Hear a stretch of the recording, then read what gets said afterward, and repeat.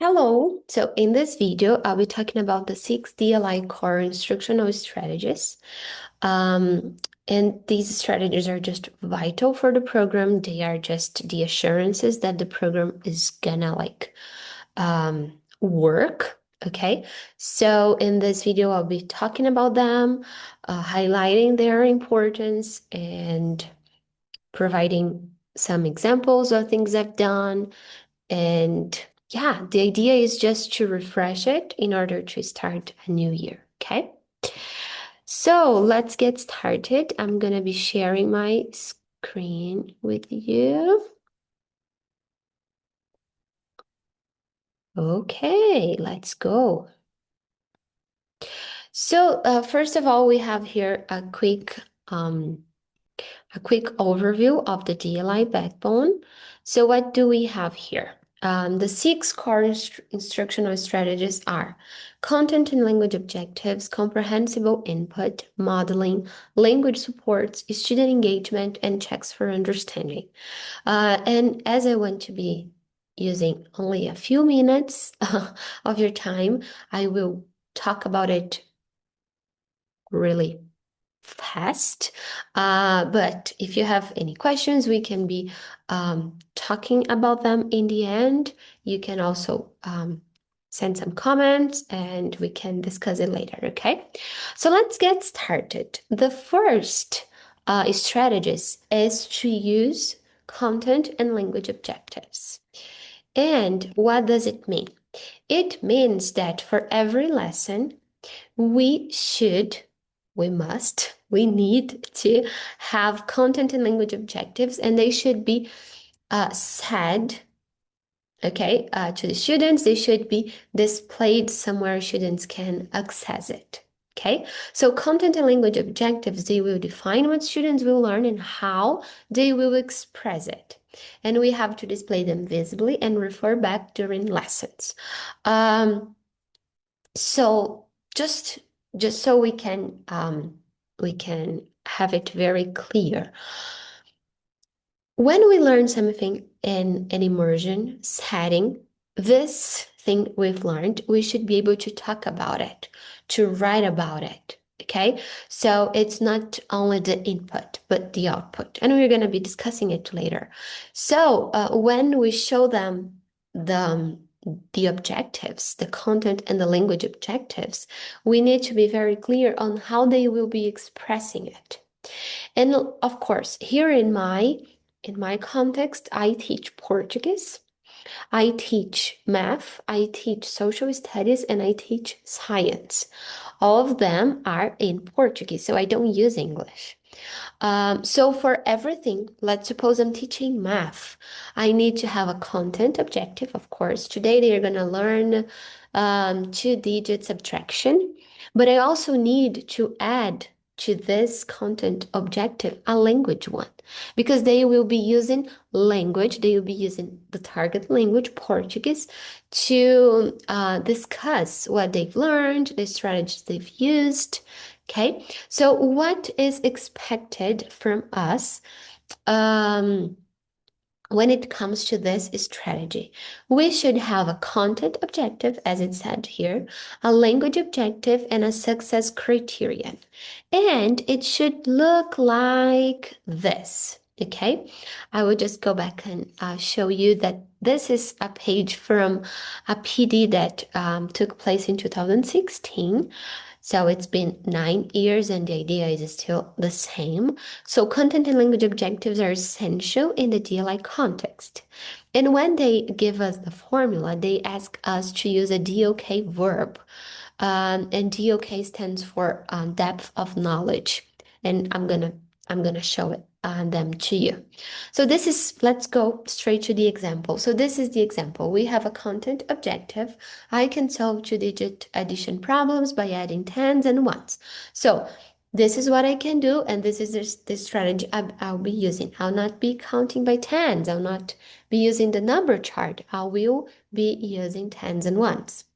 So the language objective. So this is the math content. The language objective. I can explain how I added the tens and ones using complete sentences in Portuguese. And here, I think we could even add, to be even clearer, we could add the words in Portuguese that they are expected to be using. So for example, let's suppose I want them to use first and I want them to be using then. Okay, then. First and then. Okay, so I could put this straight into the language objective. And another thing I like to have is to provide them with a sentence frame. So first I added 10, no, sorry, it's ones. First I added 5 plus 4 in the ones. Then I added, na, na, na, na. The answer is. So they have the sentence frame that I want them to use. Okay. Um, and let's suppose, of course, I'm not going to be teaching two-digit addition only in one lesson of 40 minutes. So in the first day, I can provide them with the sentence frame. Maybe in the second, I can remove some words. Maybe in the third, they can be coming up with their own sentences using the words I want. So I can just say, you should use first and then. Okay. And what's the success criterion? This is how they know they have accomplished that, they have learned. So so we usually write the success criterion in the gerund form, which means that if they are doing it, it's because they've learned. Okay, so if I am completing the equations and explaining my answers to my friend in Portuguese, it means I am successful. Okay, in this lesson. So, this is what is expected from us every lesson. What do I do? In my classroom, I usually do it it varies. So I do it usually in two ways. Or I have the objectives written on the board, on the whiteboard, so students can refer to it all the time. But if I have planned my lesson on a presentation, PowerPoint presentation, for example, then probably the objectives are in the slides. And students read with me. Another thing that I like to do, so I have these two possibilities. I read with them, so they chant it. And after reading, I ask them, so what are we learning? And if they don't have like the exact words to tell me, I ask them the opposite. Are we learning subtraction? No. So I keep their attention. This is engagement strategy because I want them to be really cognitively engaged in my lesson. Okay.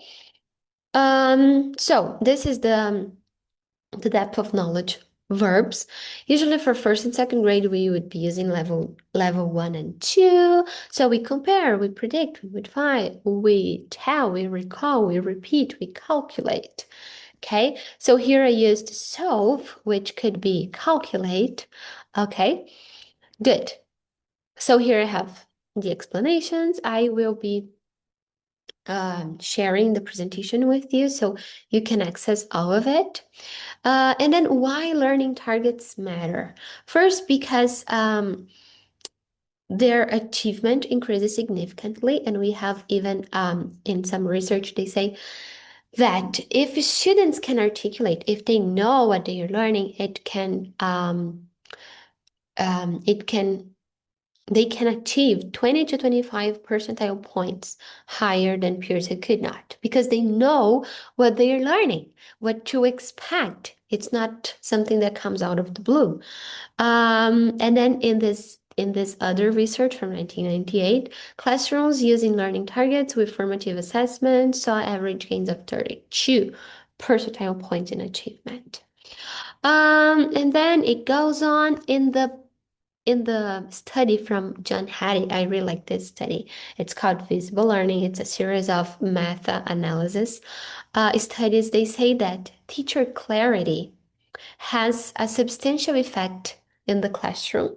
Okay, and the substantial effect size is of 0.75 on student achievement. And when we understand this research, we see that 0.75 is the equivalent of almost 2 years growth. So if we are really, really intentional with the language objectives, um, and if you're intentional and clear, of course, it's not just reading and showing but clear about them, students will be way more aware of their learning, okay, and their learning growth as well. But, and then in order to end this first strategy, John Hattie, he also emphasizes the importance of revisiting the objectives in the end. And this is something I've been doing, and it's it's something that has not only helped the students, but also my practice because I see the conclusion and I can assess that, oh, my students got it. My students they didn't get it. I should review it. I should go further. I should, So, the objectives are not only beneficial to the students, but also to us as teachers and as the responsible agents uh, for their learning. So just for us to conclude this part, the objectives. So this involves much more than having students chant the learning intentions at the start of the class. Instead, we must help students develop a deep understanding of what they are supposed to learn, help them understand what success will look like, that's the success criterion, and how the lesson's tasks relate to the intention. And at the end of the lesson, how much closer they have come to achieving the success criteria. So it's been really beneficial and interesting to go back to the success criterion at the end. And then the students have that sense of accomplishment. Oh, yeah, I could add two-digit numbers and I could use the words in Portuguese. Check, we finished the lesson, you know? And the second strategy, so this is the first one. The second one is comprehensible input. And I have here two really good videos about it. I'm not gonna be showing them here because we don't have time, but you can access them later when you have the material. But what is comprehensible input? Like, what does it mean? Comprehensible input is basically the idea of conveying a language, conveying a whole new system of codes in a way that can be understood. So for that, we are going to be using visuals, gestures, simplified language, body language. We are gonna be uh, doing everything we can but not resorting to English. As this is immersion, the idea is that we don't go to English, we don't resort to English, okay? Let's suppose we are learning our first language. We don't have any other language to resort to, so we always depict the meaning. Of course, we don't have here babies who are learning them naturally, but we want to be as close as we can to this environment. So we're not resorting to English in the first place. We're not doing it, but we are using visuals, gestures, simplified language, body language, and all the things I've already mentioned in order to be understood. And the comprehensible input is a hypothesis from Krashen, okay? So as I was saying, Krashen, he is a very well-known and respected researcher, and he has done so much research on learning a second language, learning a foreign language. So he has this input hypothesis, which is kind of obvious, but someone has to translate it, and he did it. So maybe it happened in the past, but no one would name it and notice that, or people would not teachers would not be so intentional about it. So what is it? Not, sorry, what is it when we talk about comprehensible input? Um, in his in his theory, it is an equation of I plus 1. So I is the learner's current level of language competence, what they already know, plus 1 is a small step beyond their current level. Okay, so just challenging enough to promote growth, but not so hard that it becomes frustrating. Okay, so learners acquire language best when they're exposed to input that is understandable, but also includes a little bit of new language. And this is very, very, um, I could say obvious, but this is very and simple, but sometimes we just don't take it very seriously that our students they should have a current level of language competence.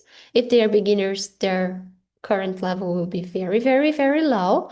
But they have one, and then we'll be adding plus one. We won't be adding plus five, plus six. It's just something newer so that they will grasp the meaning. Okay. So here we have. Let's say a student already understands the cat is sleeping. If they hear the black cat is sleeping on the couch, that new sentence might be I plus 1 for them. They understand most of it, but maybe on the couch is new. But then you can do a visual, right? You can show them a photo of it. Because they can now still follow the meaning, they're likely to pick up the structure naturally, so I didn't need to translate it. But I was clear enough that they could depict the meaning. Okay. Um, and why it matters. Krashen argues that language acquisition happens when learners understand messages, and that understanding gradually expands their language ability. And he doesn't believe in drilling grammar, for example, but by hearing and reading meaningful input that gently stretches them. Okay.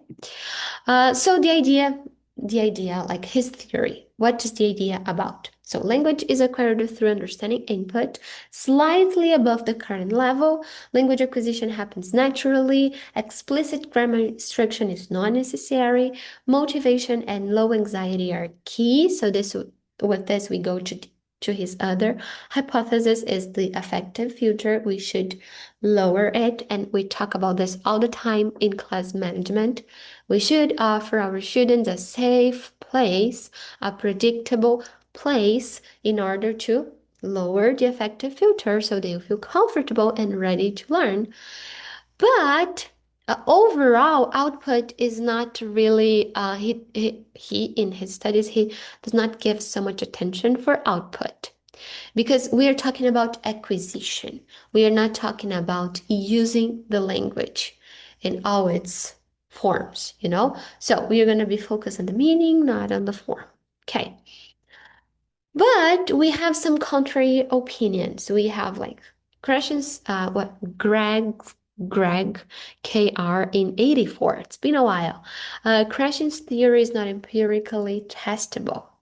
And if we look at it, his research is from 82. So 2 years later, this is what was said. It's not empirically testable. It's not a theory, but a belief system. And what do I agree? Sorry, why do I agree with it?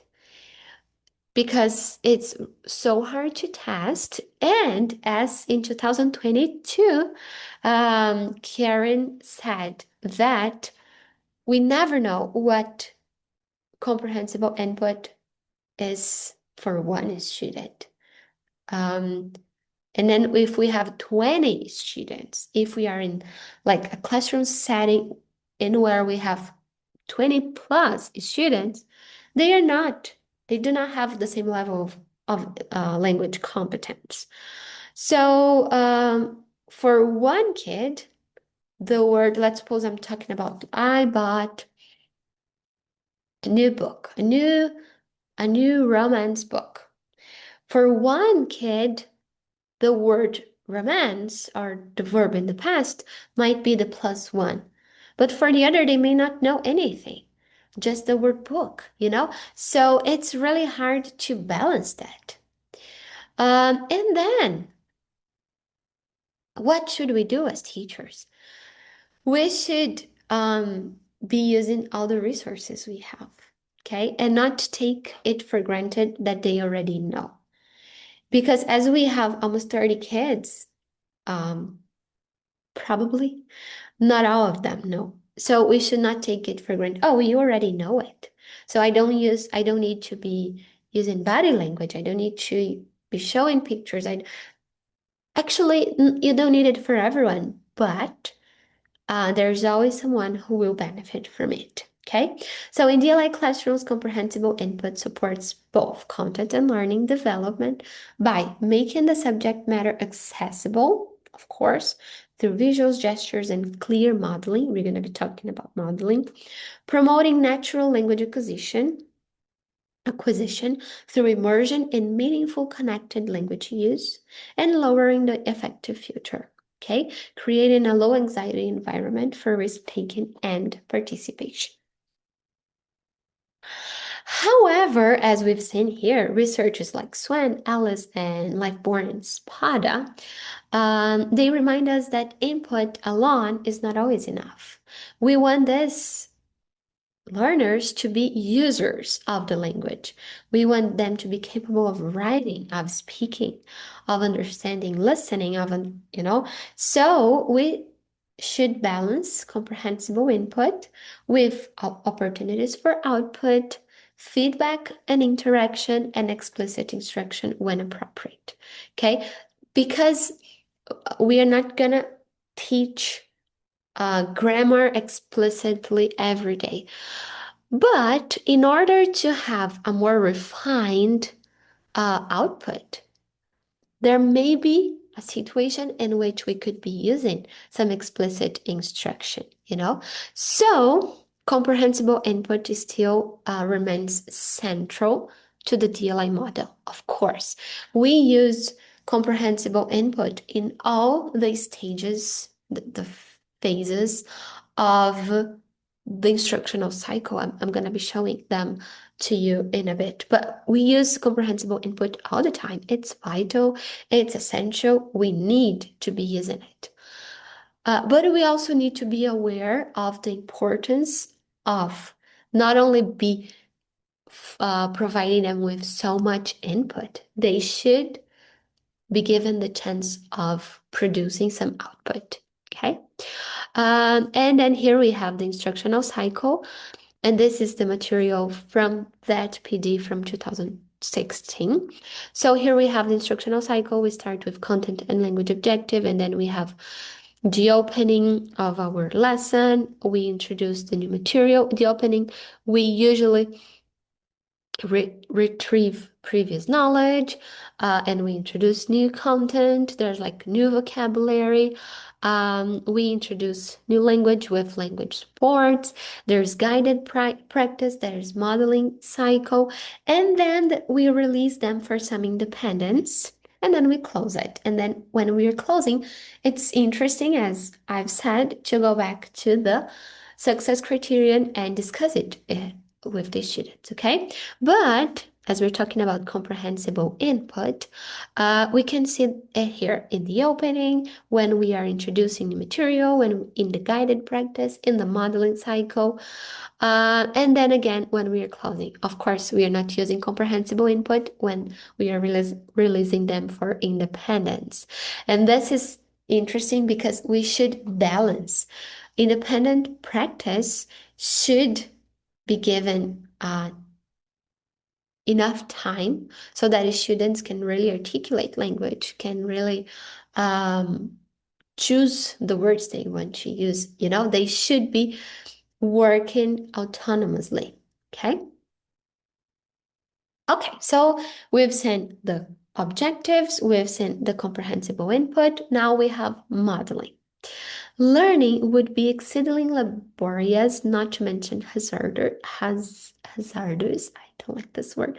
If people had to rely solely on the effects of their own actions to inform them what to do. That's why we model language. It saves time, not we model language and answers. It saves us time, effort, and it really um, provides a safe environment. So students really know what they should be doing. It's not like, okay, now you do it, and then what am I supposed to do?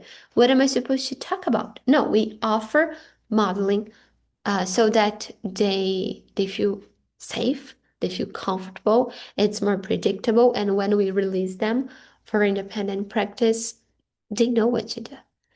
Okay, we won't be called all the time to explain it again. So in Bandura's social learning theory and modeling, this researcher emphasizes that people learn by observing others, especially when the model demonstrates attention, retention, reproduction, and motivation. Okay, so attention when learners must notice the model, retention when they remember. So we should do it in a way that they will remember. So maybe we can change intonation. We can use gestures. You know how this is closely connected to comprehensible input, right? Reproduction, when they try to imitate, we should give them the chance, and motivation when they, oh, it's working, we are communicating, or we're doing exactly what the teacher is asking us. So when they have it very clear for them that they got these positive outcomes. Um, this is also really relevant. People cannot learn much by observation unless they attend to and perceive accurately the significant features of the modeled behavior. Again, from that PD, what is the modeling cycle?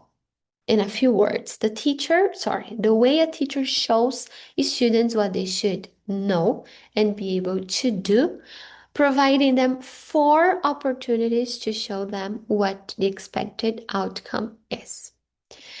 And so how do we do the modeling cycle?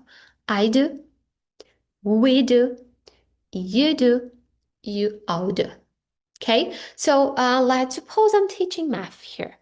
Two-digit addition, sorry. So the teacher does, I do with them, and I use the language I want them to be using. Then I ask a kid this kid can even repeat the same equation, and the kid will be repeating the sentence frame. And then I ask them to do with each other, always repeating the frame, and then we all do together. Then I can provide them with other, I don't know, 2 or 3 equations, and they can do it, But we should is not the right word. We must have and put some time aside for the modeling cycle, because then kids will have 4 opportunities to practice before we release them. Okay? So this is the modeling cycle. It should happen in every instructional cycle, So we show the learning objectives and the content, the opening, and then we introduce the new content, the new material. There's some guided practice. There's the modeling cycle. We release them for independence, okay? The 4th strategy, language supports. That's why our walls are usually covered in words, because students can resort to them in order to expand their speaking. So if there is something you don't think that could be used, you don't think kids can learn from that, there's not a reason for you to have this language support. So now we live in the era of technology. We can use things from the internet all the time, but in the past it wasn't like this. So everything the kids had was like magazines, which is just hard to find them in the target language. And we had our walls to provide them with structure, with all the knowledge we wanted. Okay, that's why our walls are so covered in everything we want them to be I would say mainly speaking. So language supports are tools and strategies that help students access, use, and produce language. That's the that's what we want them at the end of every lesson, to be producing language, to be producing language in a meaningful and academic way. In DLI classrooms, these supports are essential because students are learning content and language simultaneously. So we should have these words because they will only understand the content clear if they understand the language. That's why we should be supporting the language in every way we can. And then we have scaffolding. Scaffolding means providing temporary support that is adjusted to students' needs. This support is gradually removed as students gain independence in carrying out a task. Okay, so sometimes we just offer them a vocabulary bank and then we can omit some of it, and then they are in the following lesson they'll be able to produce by themselves. That's what scaffolding means. We provide them with so much language support, and as they feel comfortable, as they acquire it, we can gradually remove it. That's why our walls are not the same the whole year, or our lessons are not the same every year, because in the beginning of the year we are usually scaffolding a lot more. So scaffolding is really essential in our setting here. So some key ideas. Scaffolding is temporary and strategic. Teachers provide structured support and then gradually remove it as students gain independence. Oral language is the bridge to literacy. So again, that's why we cannot rely only on input. We need to be producing output all the time. And then Gibbons stresses the importance of talking through academic content with sentence frames, visuals, and teacher modeling essential in DLI classrooms. That's why our lessons cannot be filled with so much teacher talking time.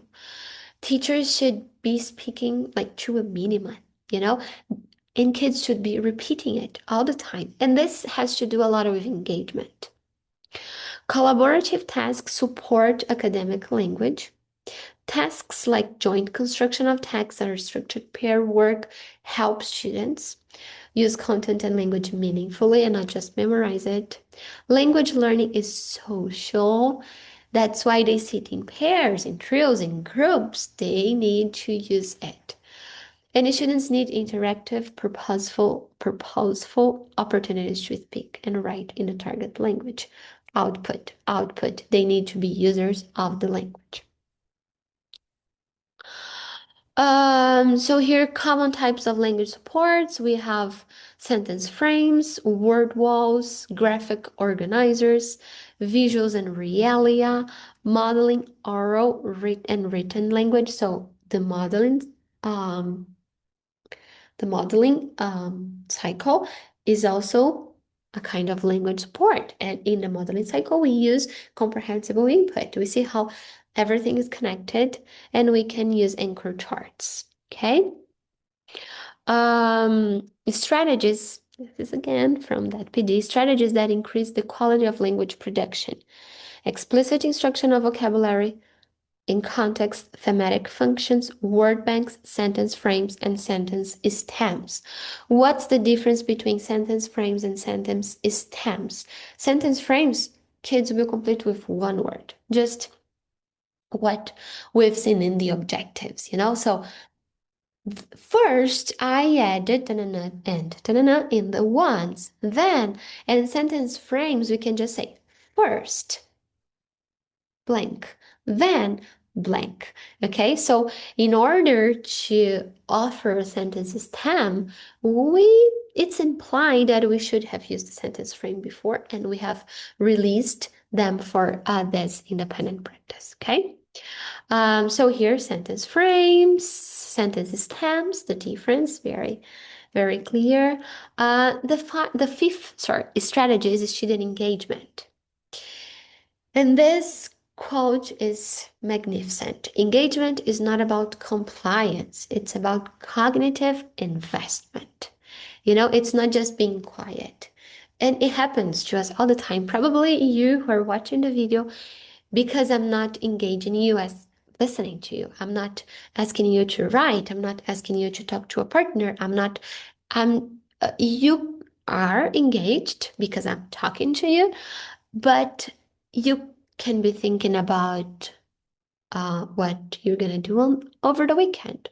You can be thinking about the supermarket list and everything you should buy and the bills you need to pay. So you can be compliant. I assume you were watching it and being compliant, but sometimes you were not cognitively invested, and this is engagement. And with young learners, this is even more important and more relevant.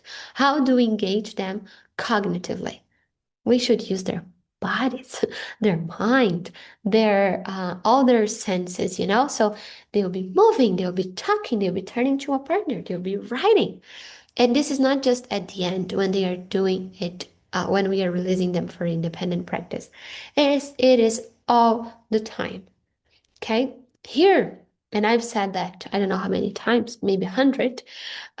Here where I work, we should engage them every 15 seconds, so 4 times a minute.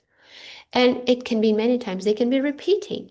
They can be turning to a partner. They can be pointing. There's just this incredible need for student engagement.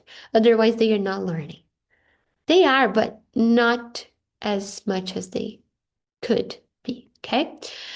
So what is student engagement? We are ensuring that all students are cognitively engaged all the time by providing opportunities to respond.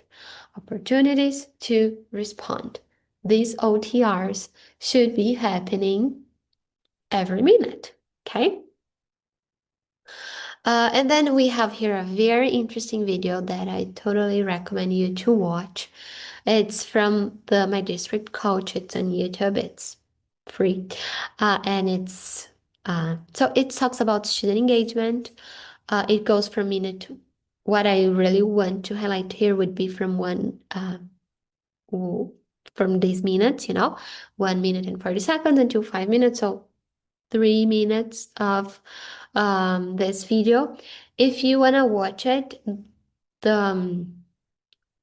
and you don't have the material, just in case, you can just type lead to teach. Okay, and the video is this. We are engaged. Okay.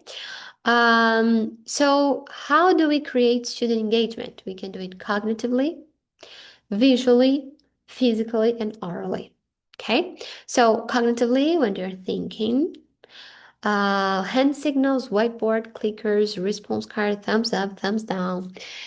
And this is relevant. Every opportunity in a DLI classroom should be paired with an oral response, because the ultimately intention here is to make them users of the language, okay? Speakers.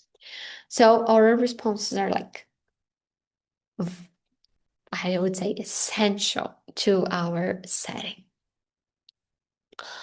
And here, so what's the desired rate of OTRs? This is from 2016.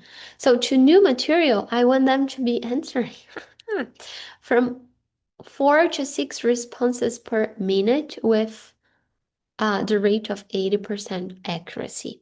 And when they already know, we are practicing 9 to 12 student responses per minute.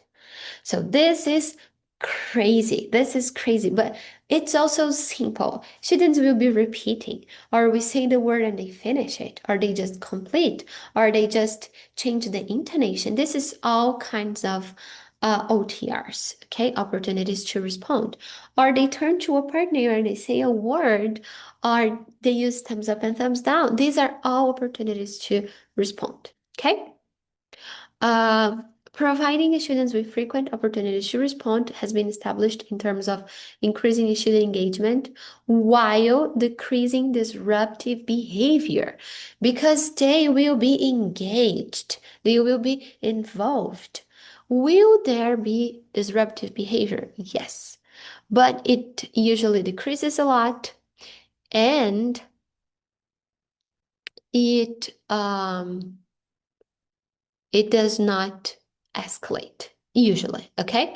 And then when it comes to dealing with disruptive behavior, we could talk about class management.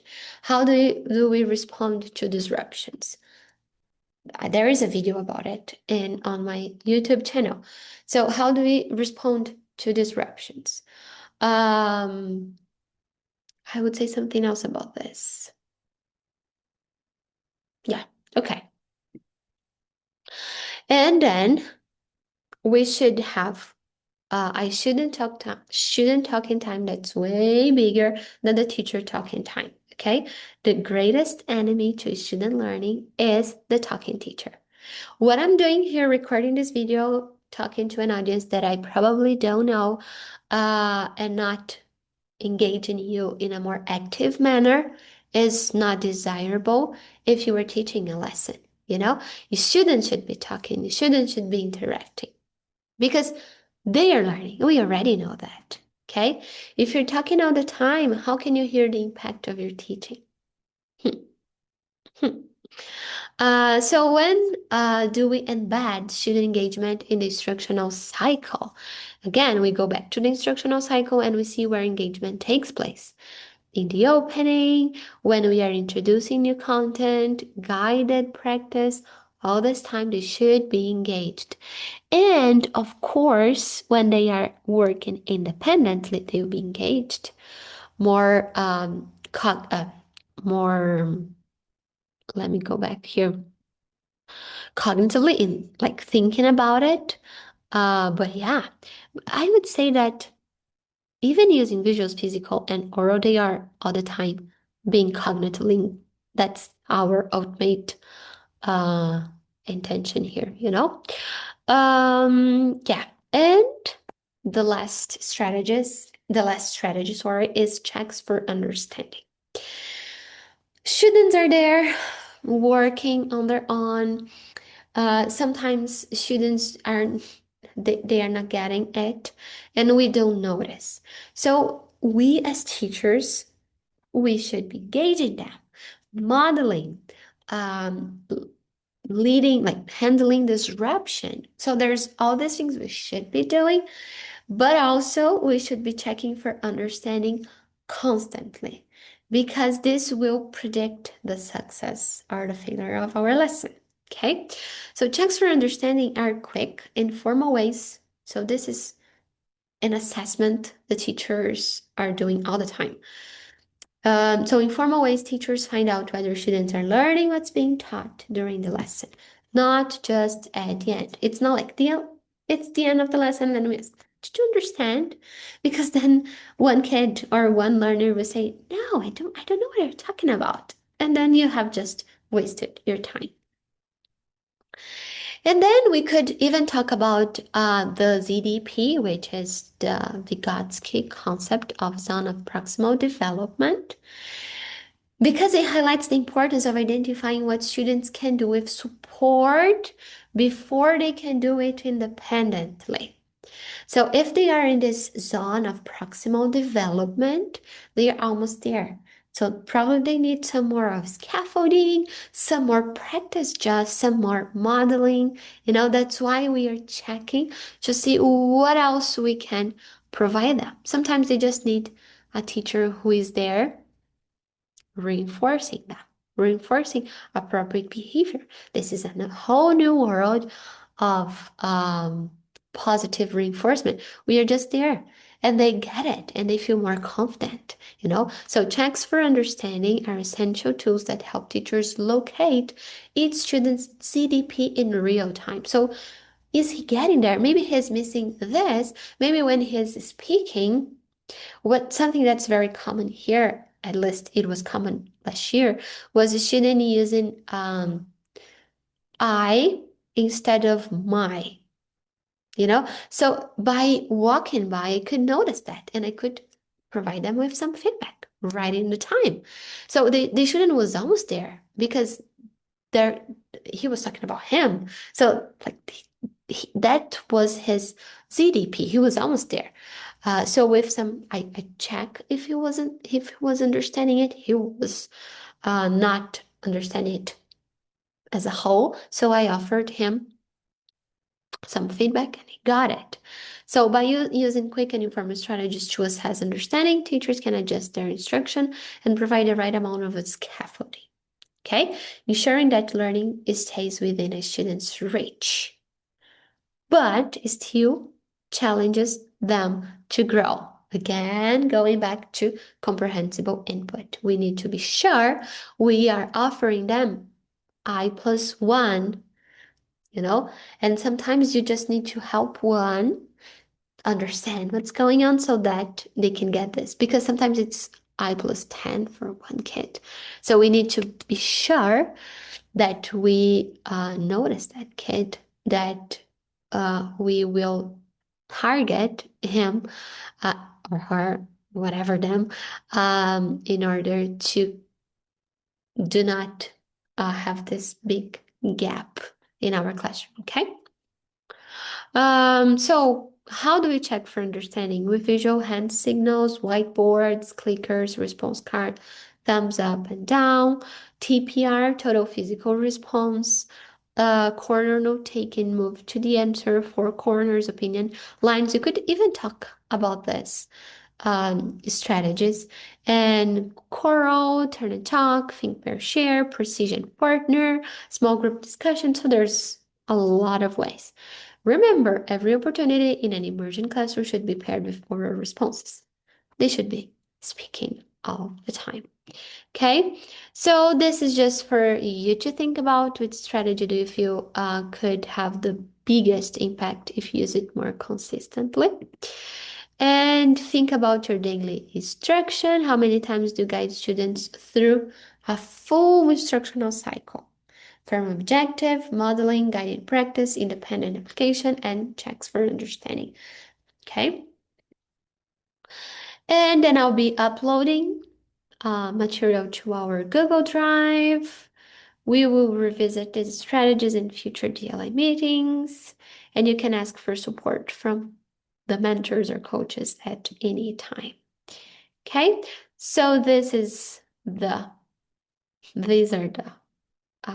I should work on it and make it more organized, but this is the references I've used. And I guess that's it. Okay, so these are the 6 strategies. We do not use them in order necessarily. They are all embedded in the instructional cycle.